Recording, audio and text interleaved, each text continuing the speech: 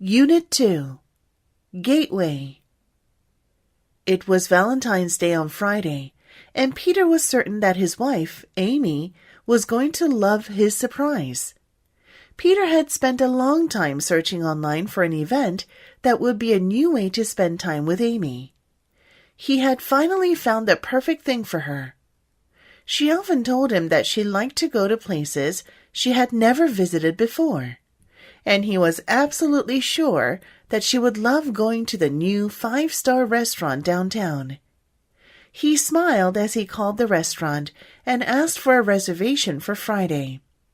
Unfortunately, his smile quickly disappeared when he was told that the restaurant was fully reserved. "That's too bad," he said quietly. "I thought that I had found the right place."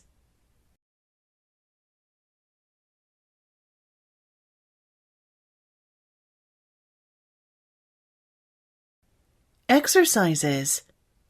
Number 1. Tammy was in the grocery store, planning to pick her kids up at their school dismissal time.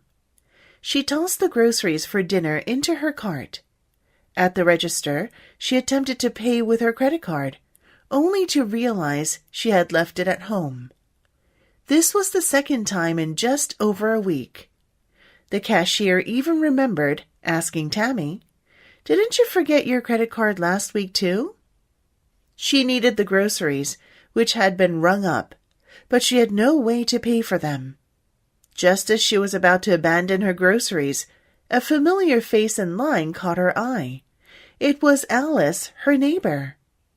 With a sympathetic smile, Alice reassured Tammy, "Go get your kids. I'll take care of your bill." Overwhelmed by this kindness, Tammy felt her heart swell with gratitude as she rushed off to collect her children.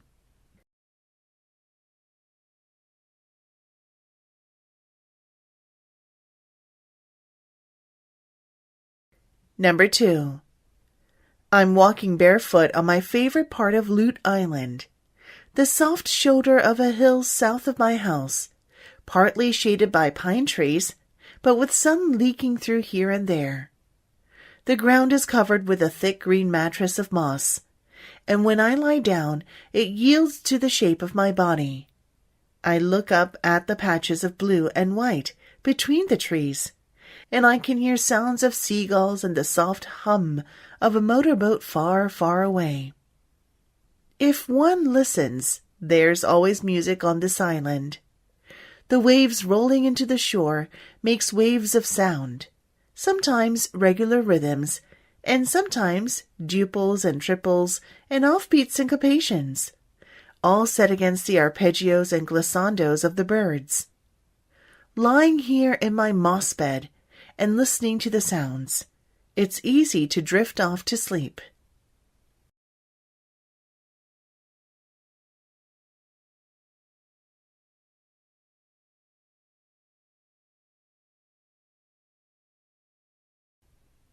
Number 3.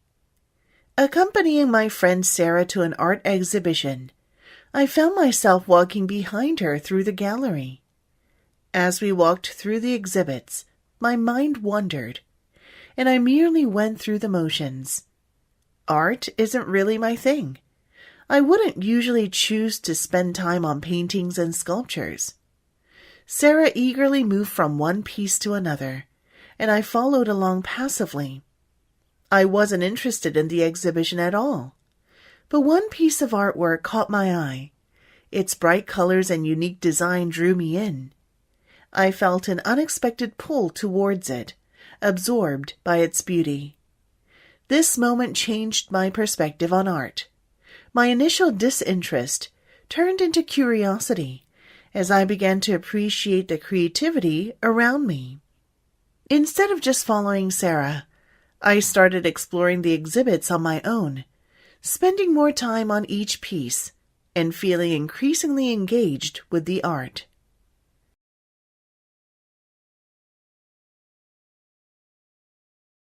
Number 4. For 3 days, Verna had been lost in a sea of unconsciousness. The rhythmic beep of the heart monitor was the only melody that dared to break the silence. Verna's breathing was very shallow, and her husband, Fred, spent a lot of time crying by her bedside. As Saturday afternoon light came in through the window, Verna's son, Tom, walked into her room. Her eyes had been closed for the past 3 days, but a flicker of recognition sparked when she heard Tom's voice. "Hi, Mom," he said. Verna's eyelids moved slightly, her gaze locking onto Tom's face. He reached out and gently enveloped her hand in his own. "She squeezed my hand," he said in a choked voice, a wave of astonishment washing over the room.